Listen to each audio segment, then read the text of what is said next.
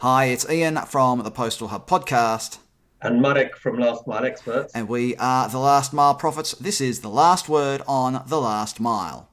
Marek, as we record this, a lot of discussion about the new variant of COVID-19. Our discussion today is basically what's it going to mean for the delivery world? Is it just back to 2020, or is it 2020 with a little bit more added onto it?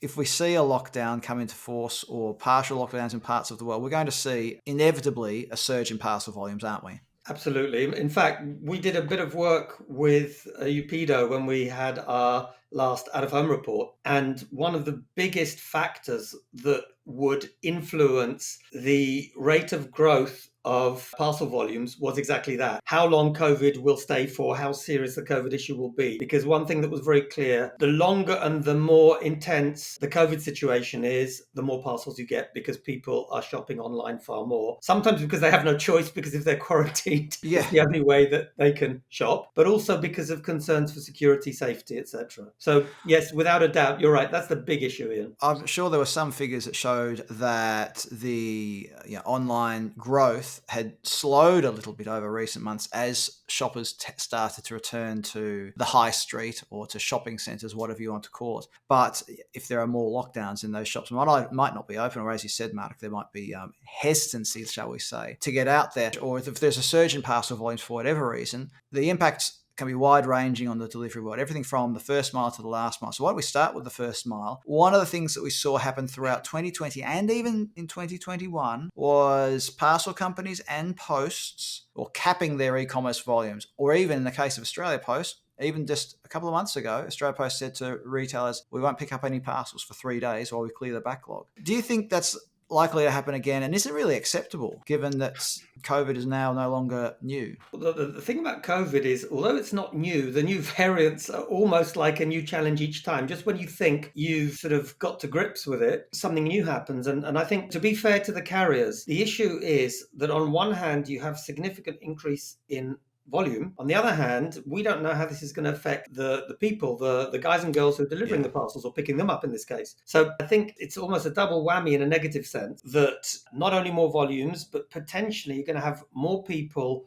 quarantined or out of work, because apparently this new latest strain of virus is particularly aggressive. It's really, really hard. I think the only comment I would make is the players that have been forward sighted and who've invested in, and you knew I had to say this, out of home capability, they'll be the winners. The people that don't have that will have a much more difficult situation. And I know what you're going to say, Ian. You're going to say, yeah, but hold on, people will be at home. You're right. But still, individual stops are much less efficient, even if people are home. There's two sides to that. One is, yes, people are home, so in theory, you should be getting more first-time deliveries for a residential delivery. But as you just said, that doesn't give you the density of delivery, whereas delivering to a parcel locker or out-of-home delivery point will give you that density of delivery. Mark, just want to share the figure again. You were speaking to, I think you said you spoke to an InPost delivery driver a month or two ago, and what was the figure he said he was delivering per day? I was flabbergasted because he said to me that the previous day he delivered 1,350 parcels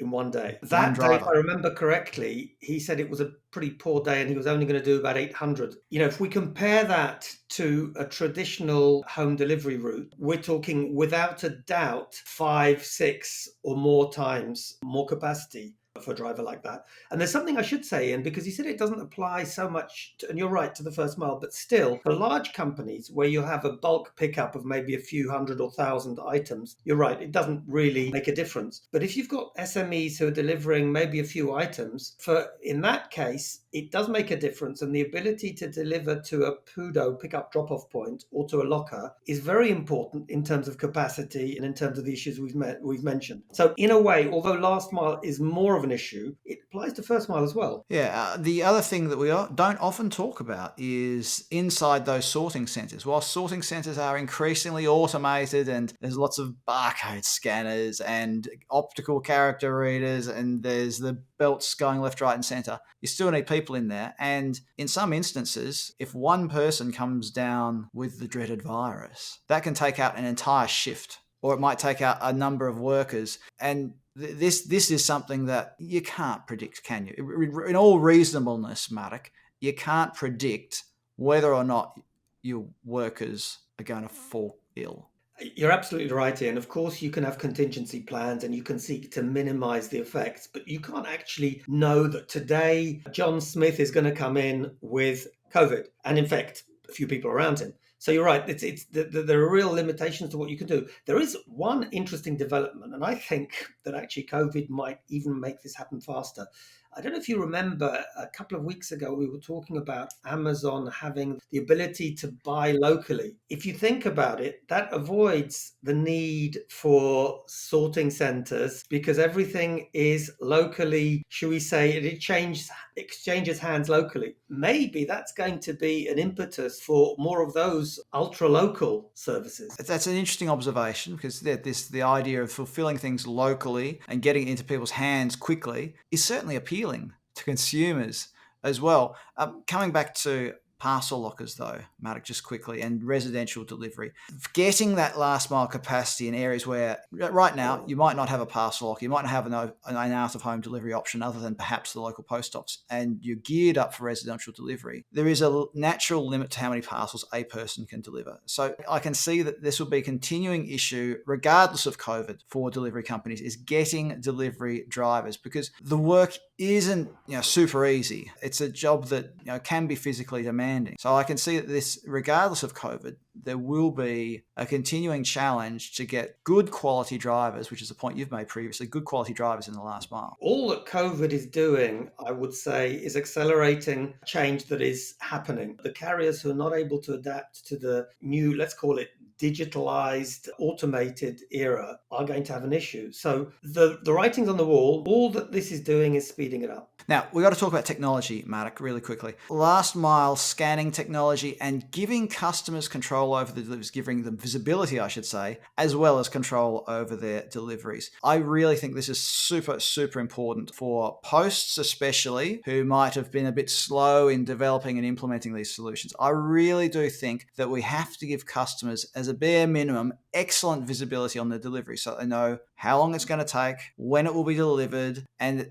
ideally as well, the option to change that delivery option. So if they know they're not going to be home because they've got a doctor's appointment or whatever it might be, they can get it redirected to a parcel locker or to a PUDO or scheduled for the delivery another day, whatever it might be. I really do think, Marek, this is super important to making sure that customers are satisfied, that customers don't flood your customer contact centers with complaints, and that you're able to achieve better first-time delivery. Marek, any comments on that? I think you're absolutely right. Probably, if we were to say what are the really, really big factors, you won't be surprised to hear me say that out-of-home PUDOs and lockers are fundamental because they'll increase the capacity and they'll increase the first-time delivery success rate. Ironically, even when people are at home, you won't get better first-time delivery than you'll get with a locker or PUDO. Because even if you're at home, you could be in the bath, you might not hear someone ringing, and it's not that you choose to go to pick up when it's convenient. So that's the first thing. The second thing, exactly as you said, the more interactivity we have with the customers, the more we're going to make sure that we deliver at the right time, where they want, how they want, and that they're able to pick it up. Some countries, you still have cash on delivery. So if the person doesn't have the readies, you can be there and you still won't deliver. That is a second issue. And probably the third issue is all about generally automating the process. You remember when we had the webinar with Scandit, I was quite impressed with the devices that they had that were able to allow you to scan multiple parcels in an efficient way, or to be able to find that one single parcel truck full of